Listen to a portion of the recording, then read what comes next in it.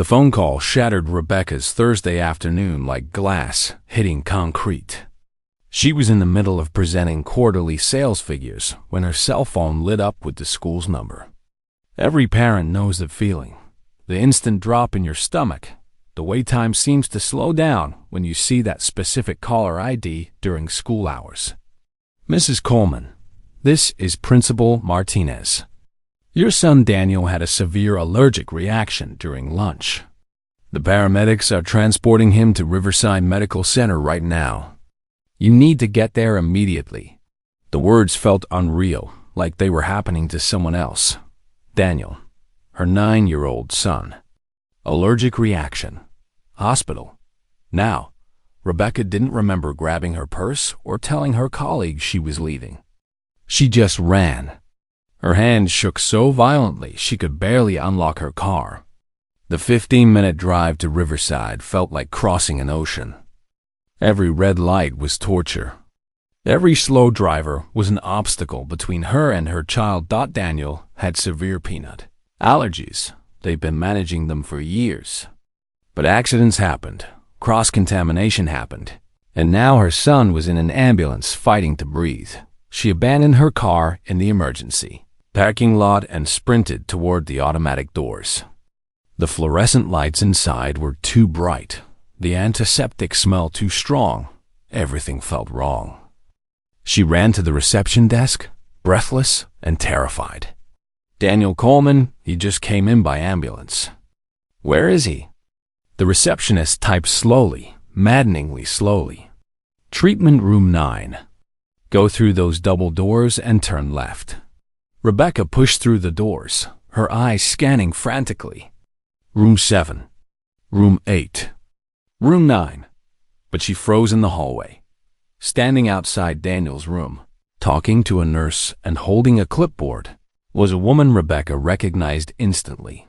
Vanessa, the woman from Marcus's office. The one he'd introduced as a business colleague 3 months ago.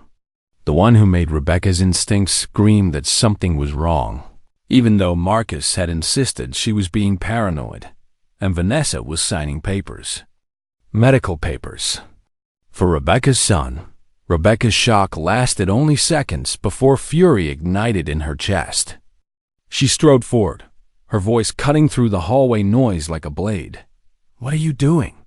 Vanessa turned, and for just a moment, Rebecca saw pure guilt flash across her face before it was replaced with forced composure.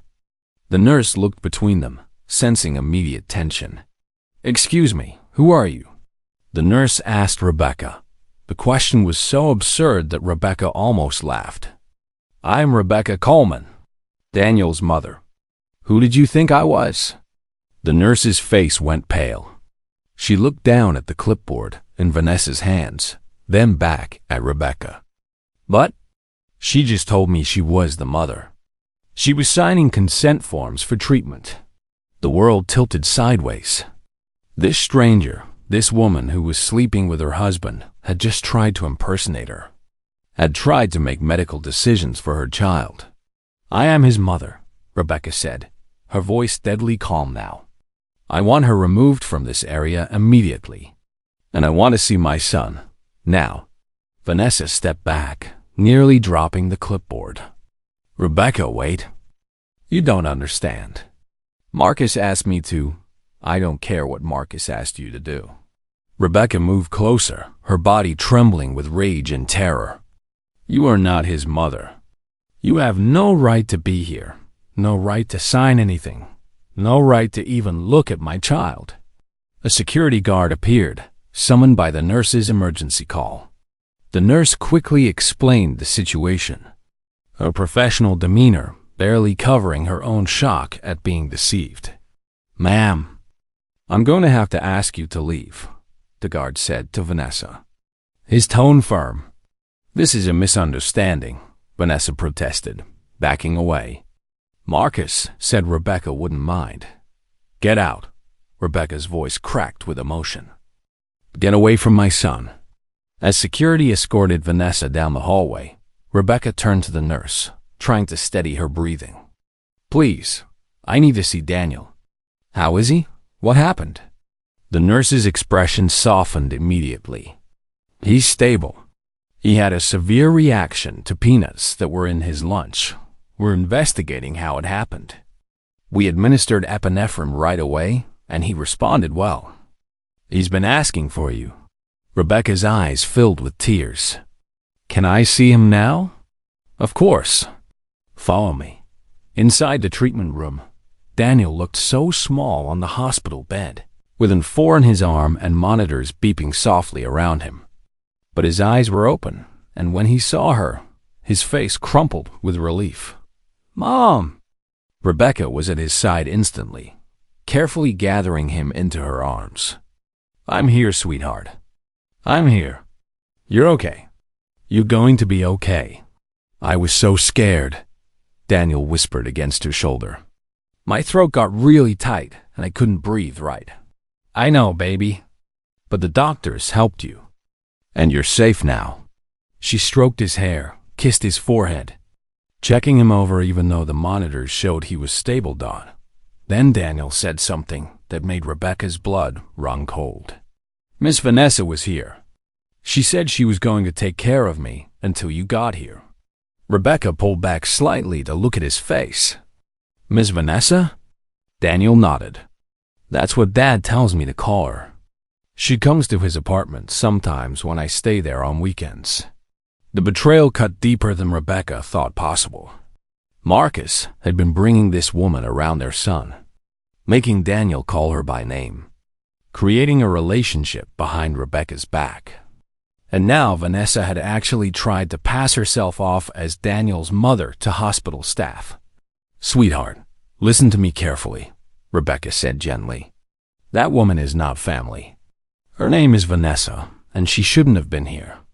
If anything like this ever happens again, you tell the doctors that your mom is Rebecca Coleman. Only me or your dad should be making medical decisions about you. Nobody else. Understand? Daniel nodded, looking confused but trusting. Okay, Mom. As Rebecca sat holding her son's hand, watching the monitors and listening to his breathing return to normal, her mind was already working. This wasn't just about an affair anymore. This was something far more sinister. Marcus and Vanessa had crossed a line that could never be uncrossed. They had involved her child, put him in the middle of whatever twisted game they were playing. A doctor came in to examine Daniel, explaining they wanted to keep him for observation for a few more hours, but he should be fine to go home that evening. Rebecca barely absorbed the medical details. Her mind was racing with questions, with fury, with the dawning realization that her marriage wasn't just broken. It was built on lies she was only beginning to uncover, when her phone buzzed with a text from Marcus asking where she was. Rebecca didn't respond. When he called 10 minutes later, she sent it to voicemail. She had nothing to say to him. Not here. Not now. Not until she figured out exactly what was happening and what she was going to do about it. She stayed by Daniel's bedside as he drifted in and out of sleep, the medication making him drowsy. And with each passing minute, Rebecca's shock transformed into something harder, something sharper. They had made a terrible mistake bringing her son into this. They had given her a reason to fight that went beyond hurt feelings or wounded pride. They had threatened her child, and that was something Rebecca would never, ever forgive. By the time Rebecca brought Daniel home that evening, she had 17 missed calls and 14 text messages from Marcus. She ignored every single one. Her focus was entirely on getting Daniel settled, comfortable, and safe. Daniel was exhausted and went to bed early after some soup and crackers. Rebecca sat in his room, watching him sleep, her mind spinning with everything that had happened. The steady rise and fall of his chest was the only thing keeping her grounded. He was home. He was safe. That was what mattered. Her phone buzzed again. Another text from Marcus. Please answer me. I can explain everything. Vanessa was just trying to help. You're overreacting. Overreacting. That single word made Rebecca's hands clench into fists. Her son had nearly died today, and she'd found another woman pretending to be his mother at the hospital. But somehow she was overreacting. She left Daniel's room and went to her home office, the small room where she kept all their important documents. If she was going to do this, she needed to do it smart. She needed information. Rebecca pulled out their financial records, the separation papers she'd been avoiding for months, and her laptop.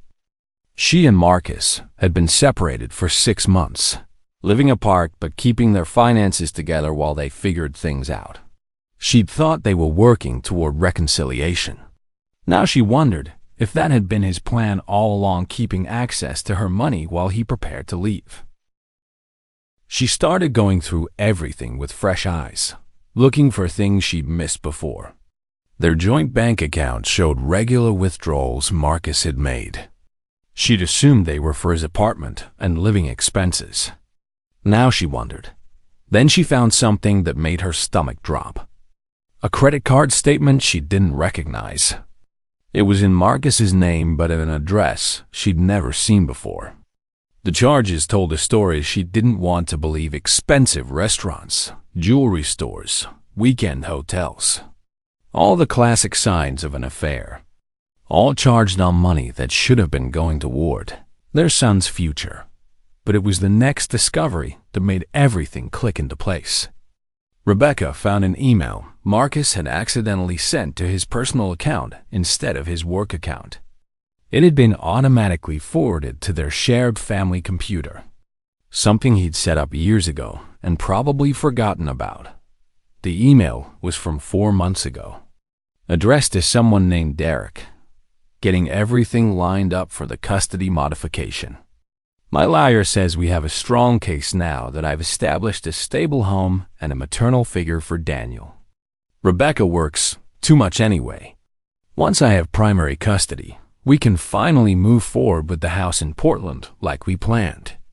Rebecca read it 3 times, each time feeling like she was reading about a stranger's life. A custody modification she didn't know about. A house in Portland she'd never heard of. He wasn't just having an affair. He was planning to take Daniel away from her. She spent the next 4 hours going through everything she could find. More emails. More financial records. Text messages on their shared family tablet that Marcus had clearly forgotten about. The picture that emerged was calculated and cruel. Marcus had been planning this for at least 6 months, possibly longer. He and Vanessa had been together for over a year. They wanted to get married and move to Portland, where Vanessa's family lived.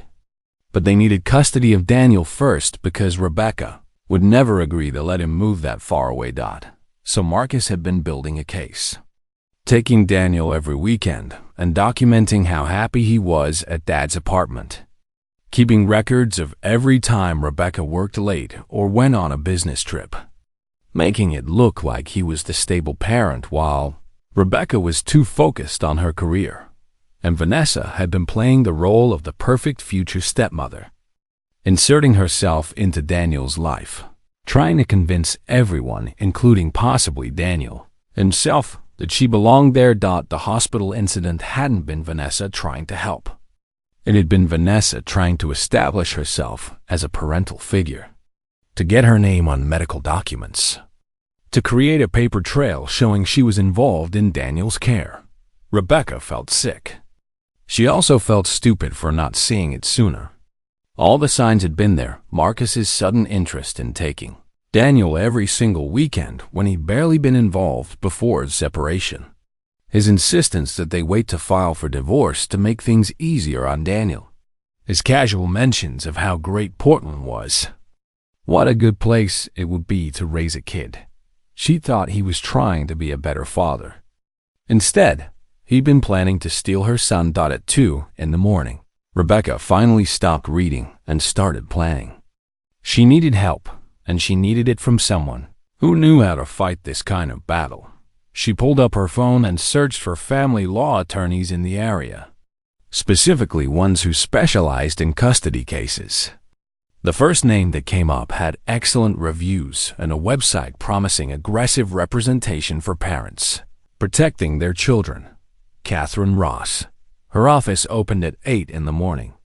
Rebecca would be the first one through the door, but she also needed more than a lawyer.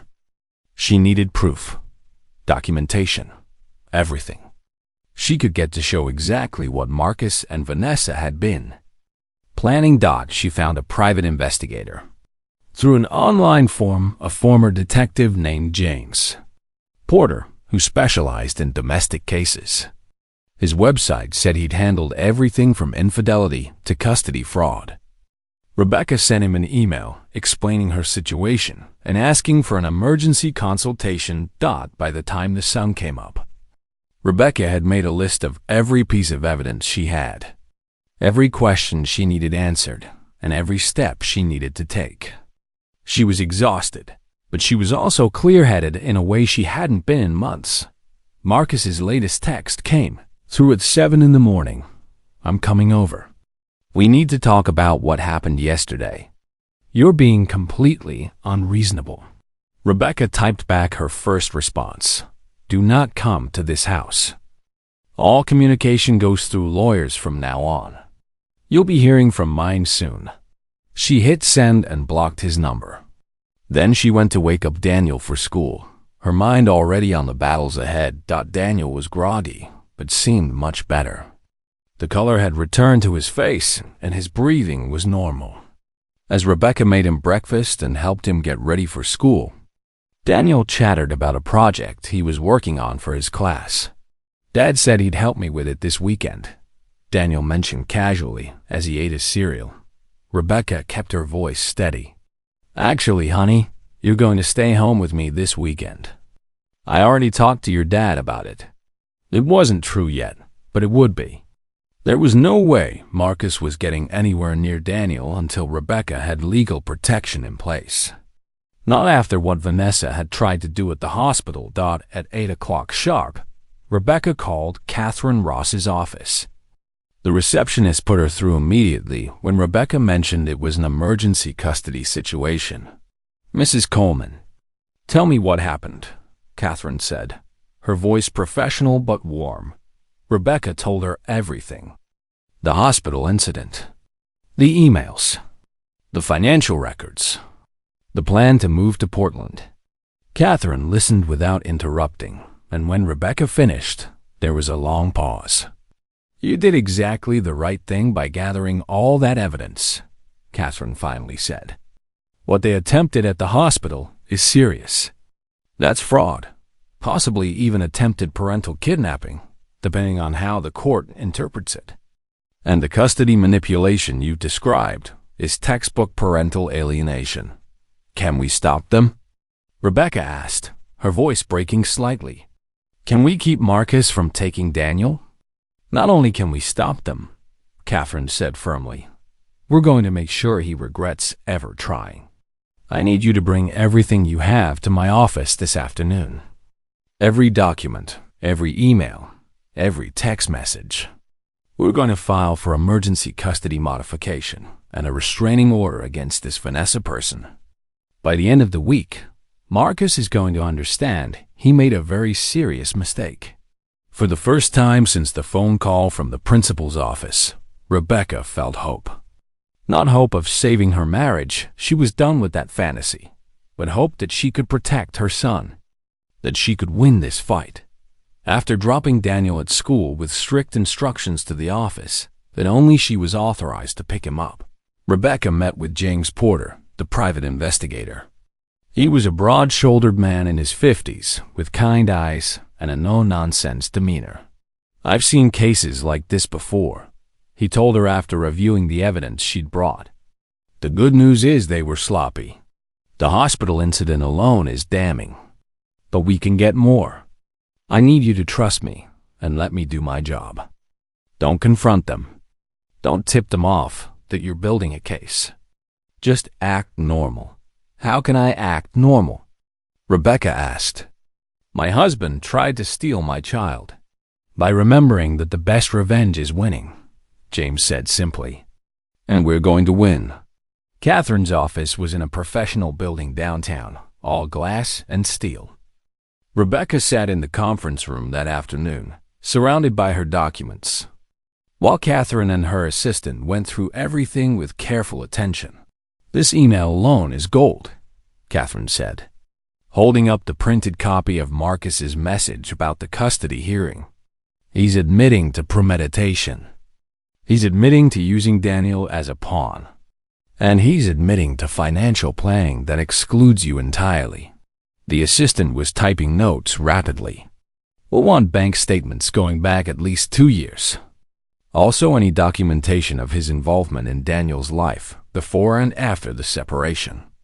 School records, medical records, anything that shows you've been the primary caregiver." "I have all of that," Rebecca said. "I've kept everything. Every permission slip I signed, every doctor's appointment I took him to, every school conference one attended. Marcus barely showed up for any of it until 6 months ago." "Perfect," Catherine said. "That establishes a pattern. He suddenly became Father of the Year right when you separated, which shows calculation, not genuine involvement." They spent the next 2 hours building a strategy. Catherine would file for emergency custody modification, requesting that Marcus's visitation be supervised until a full hearing could be held. They would also file a restraining order against Vanessa, keeping her away from Daniel entirely. "This is going to get ugly," Catherine warned. "Marcus and his lawyer are going to fight back. They'll try to paint you as vindictive or unstable. They'll twist things to make it seem like you're overreacting. Are you prepared for that?" Rebecca thought about Daniel's face in that hospital bed, about Vanessa standing at the nurse's station with that clipboard, about all the plans Marcus had made behind her back to take away her son. "I'm prepared," she said. That evening, James called with his first report. "Rebecca, you need to hear this. I've been digging into Marcus's finances, and it's worse than you thought. He's been moving money out of your joint accounts for months. Small amounts, irregular intervals, nothing that would immediately trigger suspicion. It's all going into an account in his name only." "How much?" Rebecca asked, her heart sinking. "Close to $80,000 so far. And there's more.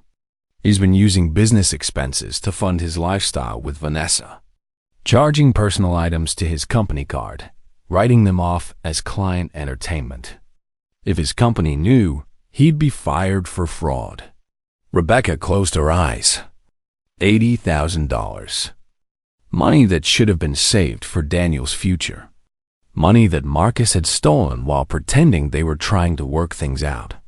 "There's something else," James continued. "I found property records for the house in Portland. It's already purchased. Marcus and Vanessa's names are both on the deed. They bought it 4 months ago." The timeline clicked into place. 4 months ago was right when Marcus had started pushing harder for regular weekend custody. Right when he'd started telling Daniel how great Portland was. They'd already bought the house. They'd already planned the whole thing. They were just waiting for the right moment to spring it on her. "What about Vanessa?" Rebecca asked. "What did you find about her?"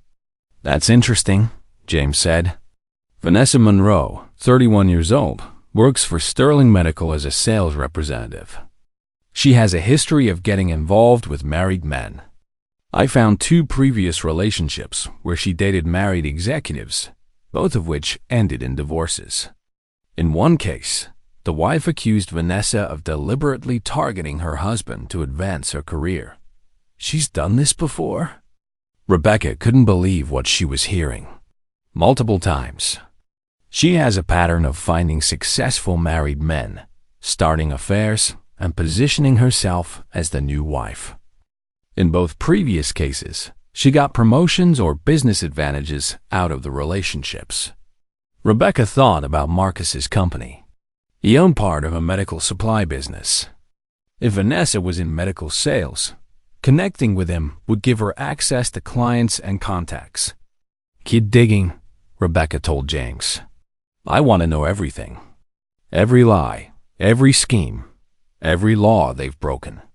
I want enough evidence to bury them both." You'll have it, James promised. The next morning, Marcus was served with papers at his office. Catherine had moved quickly, filing emergency motions that required an immediate response. Rebecca's phone started ringing within an hour, Marcus calling from different numbers since she blocked his cell. She didn't answer any of them. Instead, she focused on work. Her job as a regional sales manager had been demanding lately, but she was good at it. One of the top performers in her division. That track record would matter in court. It would show she was stable, successful, capable of providing for Daniel. Her boss, Linda, called her into the office that afternoon. "Rebecca, I heard about what happened with Daniel at the hospital. Is he okay?" Rebecca was surprised. "How did you hear about that?" "Hospital director is a friend of mine." She mentioned the incident, didn't give me details, but said there was some kind of issue with unauthorized people trying to access his medical care. Rebecca decided to trust Linda. She'd always been supportive. And right now, Rebecca needed all the allies she could get. She explained the situation, watching Linda's expression change from concern to shock to anger. "That's appalling," Linda said when Rebecca finished. "And you said this woman works for Sterling Medical?" "Yes, why?" Linda leaned back in her chair. "Sterling is one of our biggest competitors. If your husband has been sharing any of our business information with her, that's a serious problem. Have you considered that angle?" Rebecca hadn't, not fully.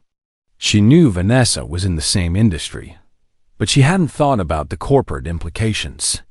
"You should look into that," Linda said. "And if you find anything, bring it to legal immediately. We don't tolerate breaches of confidentiality. But more importantly, Rebecca, if you need anything, time off, flexibility with your schedule while you deal with all this, just let me know. You're one of our best people. We've got your back." Rebecca felt tears prick her eyes. "Thank you, Linda. That means more than you know." That evening, Rebecca sat down with her laptop and started going through Marcus's computer files. He'd left his old laptop at the house when he moved out, and she still knew his passwords. What she found made her call James immediately. "I've got something," she said as soon as he answered. "Marcus has been forwarding my company's client lists to Vanessa. I found the emails. He's been giving her information about upcoming bids, pricing strategies, everything. It's all here. Forward it all to me," James said. "And forward it to your company's legal department too. This is bigger than just your custody case, Rebecca. This is corporate espionage. If both companies pursue this, Marcus and Vanessa are going to face serious legal consequences." Rebecca spent the next 2 hours compiling every piece of evidence she could find. Emails where Marcus explicitly sent confidential information to Vanessa's work address. Text messages where they discussed using that information to undercut Rebecca's company in competitive bids. Even a spreadsheet that appeared to be tracking which of Rebecca's clients Vanessa had successfully poached. She forwarded everything to James, to Catherine, and to her company's legal department with a formal complaint. Then she sat back and waited for the consequences to begin. They didn't have to wait long. The next week moved at lightning speed. Catherine filed the emergency custody motion, and the court date was set for 10 days out. Marcus's lawyer filed a response claiming that Rebecca was being vindictive and that the hospital incident was a misunderstanding. But the hospital's official statement contradicted that story, clearly stating that Vanessa had attempted to sign medical forms under false pretenses. The restraining order against Vanessa was granted immediately. She was to stay at least 500 feet away from Daniel at all times, and she was prohibited from contacting him in any way. When the sheriff's deputy served her with the papers at her office, witnesses said she'd broken down in tears. Rebecca felt no sympathy. "You didn't get to cry when you got caught trying to steal someone's child." James's investigation was producing results faster than Rebecca had hoped. He'd found Vanessa's previous victims, the wives from her earlier affairs, and they were willing to provide statements about her pattern of behavior. One woman, Patricia, even agreed to testify if needed. "She destroyed my family," Patricia told Rebecca over the phone. "She targeted my husband because he was a manager at a company she wanted to work for. Within 6 months of their affair starting, she had his job and he'd lost everything. I tried to warn people, but no one listened. I'm glad someone is finally making her face consequences." James had also uncovered something interesting about the Portland house. The down payment had come entirely from Marcus's hidden account, the one he'd been funneling money into from their joint savings.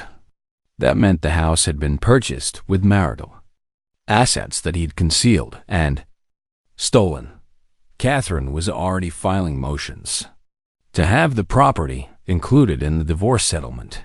But the biggest bombshell came from Rebecca's company.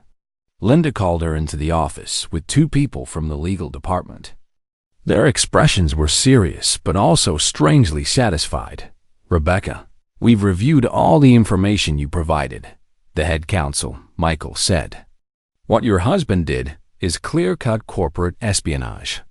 He stole confidential information and provided it to a competitor. We're pursuing both civil and criminal charges against him." Rebecca's eyes widened. "Criminal charges?" "Theft of trade secrets is a federal offense," Michael explained. "The information he stole and shared with Ms. Monroe cost our company hundreds of thousands of dollars in lost contracts. We have documentation of at least 5 major bids where sterling medical undercut us with pricing they couldn't have known without inside information. That's not coincidence. That's fraud." "That's interesting," Catherine said. "His partners are buying him out. They don't want to be associated with the scandal. The buyout money will also be split in the divorce, again, with most of it going to you as restitution for his fraud." Rebecca looked at the settlement papers. It was more than fair. It was justice. Marcus would be left with almost nothing, and it was entirely his own fault. "There's one condition," Catherine added. "Marcus wants to write a letter to Daniel explaining what happened. He wants to maintain some kind of relationship with his son." Rebecca thought about that. Daniel had been asking about his father, confused about why he couldn't see him as much anymore. She'd been honest with him in age-appropriate ways, explaining that his dad had made some bad choices and needed to make things right. "He can write the letter," Rebecca said, "but I read it first. If it's manipulative or tries to turn Daniel against me, Daniel never sees it. And any future contact with Daniel depends on Marcus following through with the settlement and staying away from Vanessa." "Agreed," Catherine said. She looked at Rebecca with respect. "You've handled this incredibly well. Most people in your situation would have fallen apart or lashed out. You stayed focused on what mattered and built a case that Marcus couldn't fight. You should be proud." Rebecca didn't feel proud exactly. She felt tired, but she also felt strong in a way she never had before. She discovered she could handle crisis, could fight back strategically, could protect what mattered most. The divorce was finalized 6 weeks after the custody hearing. Rebecca stood in the courthouse, signing papers that ended her 14-year marriage. Marcus wasn't even there. His lawyer handled everything. Marcus himself, having taken the plea deal in the criminal case, had agreed to pay full restitution to avoid jail time. Walking out of the courthouse, Rebecca felt like she was walking into a new life. She was a single mother, yes, but she was also a director with a 6-figure salary, the owner of a beautiful home, and the primary custodian of the most important person in her world. Daniel was adjusting better than she'd expected. The supervised visits with Marcus were awkward at first, but they'd settled into a routine. Marcus seemed genuinely remorseful, though Rebecca suspected it was more about the consequences he'd faced than actual understanding of what he'd done wrong. Vanessa had disappeared. Word through James's network was that she'd moved to another state. trying to start over somewhere her reputation hadn't followed her. The criminal charges were still pending, but her lawyer was negotiating a plea deal that would involve probation and a large fine. Rebecca found she didn't care what happened to Vanessa anymore. The woman was irrelevant, a problem that had been solved and removed from her life. What Rebecca cared about now was moving forward. She threw herself into her new role at work, proving that Linda's faith in her hadn't been misplaced. She enrolled Daniel in a new after-school program that he loved, one that focused on science and robotics. She started going to therapy to process everything that had happened.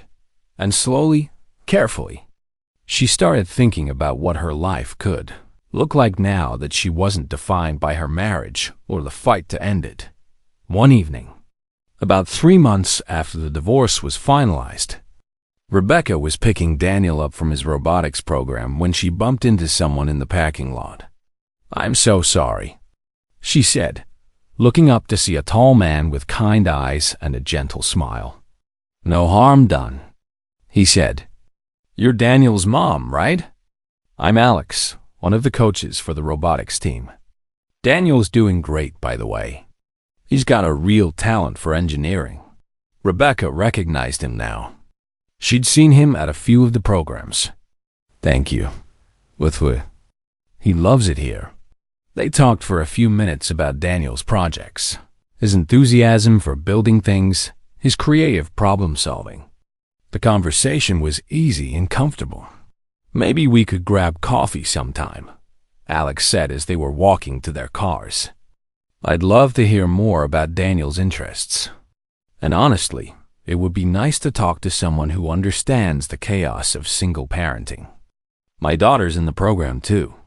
Rebecca hesitated. Was she ready for this? Was it too soon? But then she thought about everything she'd been through, everything she'd overcome. She thought about how she'd rebuilt her life piece by piece, how she'd proven she was stronger than she ever knew. "Coffee sounds great," she said. "I'd like that." The coffee date happened on a Saturday morning. Rebecca dropped Daniel off at his supervised visit with Marcus, then met Alex at a small cafe downtown. She was nervous, hadn't been on anything resembling a date in over a decade, but Alex made it easy. "So, full disclosure," he said right away, "I'm not trying to rush into anything. I've been divorced for 4 years, and I learned the hard way that you've got to heal before you can move forward. This is just coffee between two people who could probably use a friend who understands the single-parent life." Rebecca relaxed. "That sounds perfect, actually. I just finalized my divorce 3 months ago, and honestly, friendship is about all I can handle right now." They talked for 2 hours. Alex told her about his marriage, which had ended when his ex-wife decided she wanted a completely different life. He had custody of his daughter half the time and had learned to navigate co-parenting with someone who'd rather be anywhere else. "The hardest part is not taking it personally," Alex said. "My daughter didn't do anything wrong, but sometimes she feels like she's caught in the middle anyway. I try to make my time with her count. Make sure she knows she's loved no matter what." Rebecca found herself opening up in ways she hadn't expected. She told him about the hospital incident, about discovering Marcus's betrayal, about the custody battle. Alex listened without judgment, occasionally nodding or asking clarifying questions. "You're incredibly strong," he said when she finished. "Most people would have crumbled under that pressure. You fought back and won." "I didn't feel strong," Rebecca admitted. "I felt terrified most of the time. I just kept thinking about Daniel and what would happen to him if I failed." "That's what makes you strong," Alex said. "You were scared, but you did it anyway. That's the definition of courage." When they parted ways, Alex gave her his number and suggested they do it again. Rebecca agreed, feeling lighter than she had in months. Meanwhile, Marcus had written his letter to Daniel.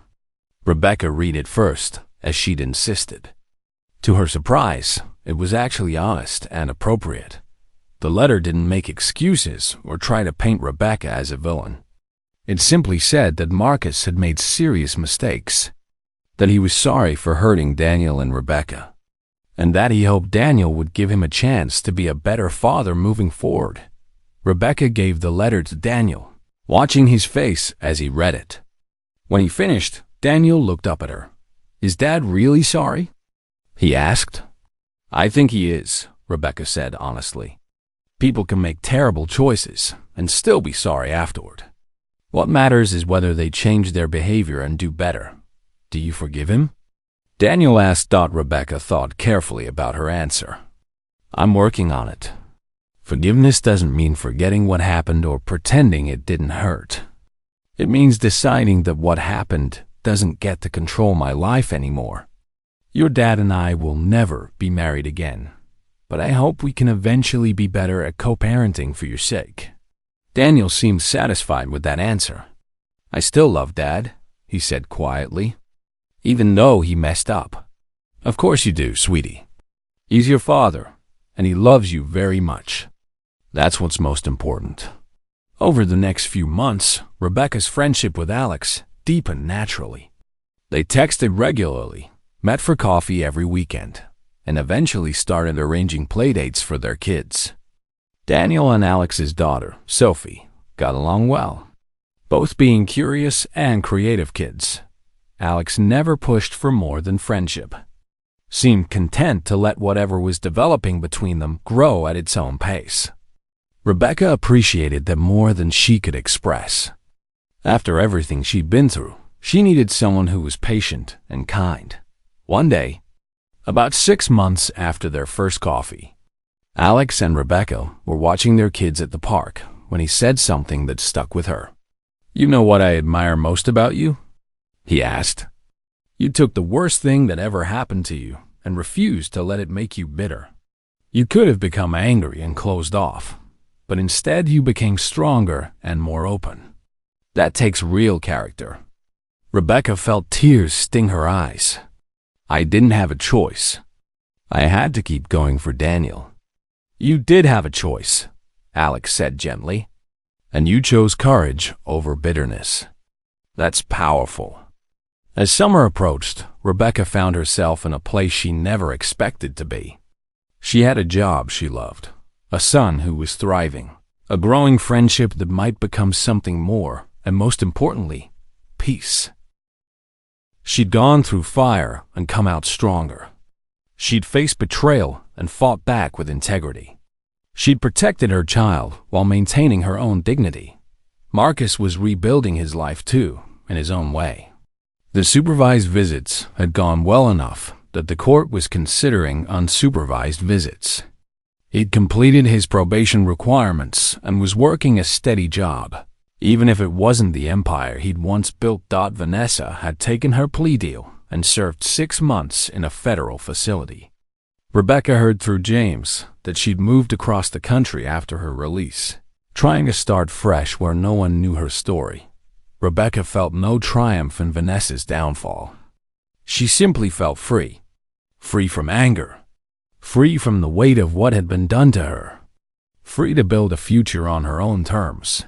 1 year after the hospital incident that had changed everything, Rebecca stood in her backyard watching Daniel and Sophie build an elaborate fort out of cardboard boxes. Alex was beside her, their hands naturally finding each other. "Can you believe it's been a year?" Alex asked quietly. "Sometimes it feels like a lifetime ago," Rebecca said. "Sometimes it feels like yesterday." Her phone buzzed with a text from Marcus, picking up Daniel at 5 for dinner. Looking forward to it. Their relationship would never be what it once was, but it had evolved into something functional, something that put Daniel first.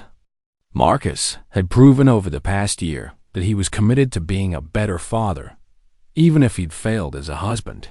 "You okay?" Alex asked, noticing her expression.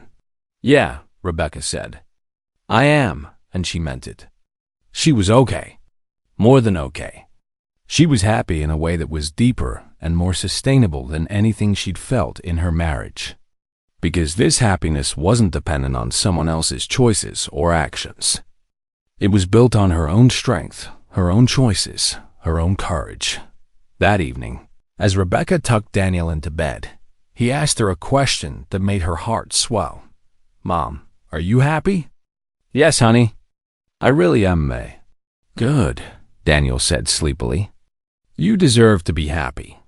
You're the best mom in the world." After he fell asleep, Rebecca sat on her porch with a cup of tea, looking at the stars. She thought about the woman she'd been a year ago, terrified, heartbroken, fighting for her child's future.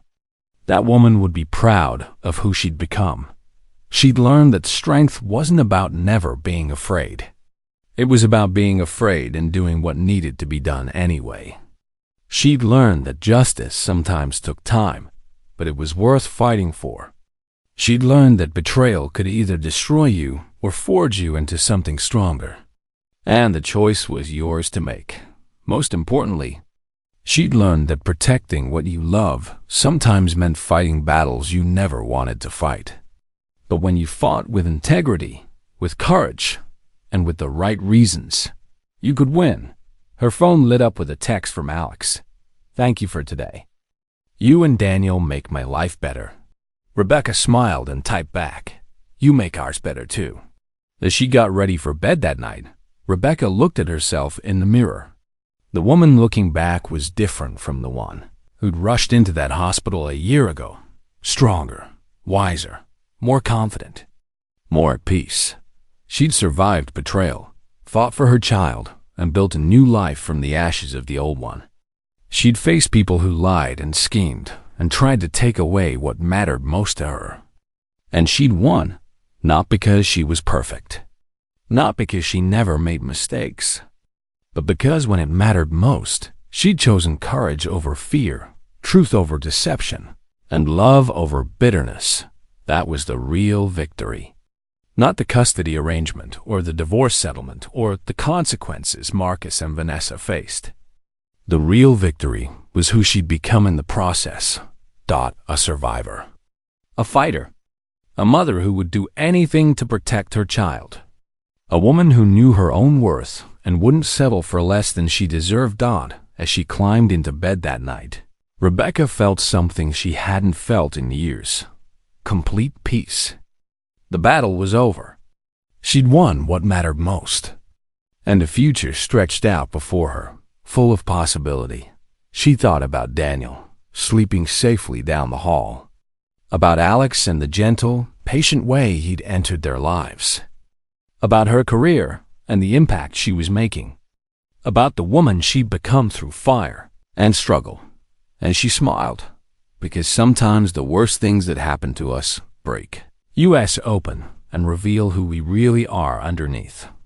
Sometimes betrayal teaches us our own strength.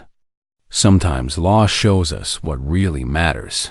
Rebecca had lost a marriage, but she'd gained herself. She'd lost the life she'd planned, but she built something better. She'd faced her worst nightmare, someone trying to take her child, and she'd fought back and won. That was courage. That was strength. That was justice. And as she drifted off to sleep, Rebecca knew that whatever challenges tomorrow brought, she could face them. Because she'd already survived the worst and come out stronger. The moral of this story is simple but profound. When protecting those you love, courage isn't the absence of fear. It's acting despite it. True strength comes not from never falling, but from rising every time you're knocked down and fighting for what matters with integrity and truth. The greatest revenge isn't destroying those who hurt you. It's building a life so beautiful that their betrayal becomes irrelevant. And sometimes, the worst betrayals lead us to discover a strength we never knew we had, a strength that transforms us into someone who not only survives, but thrives.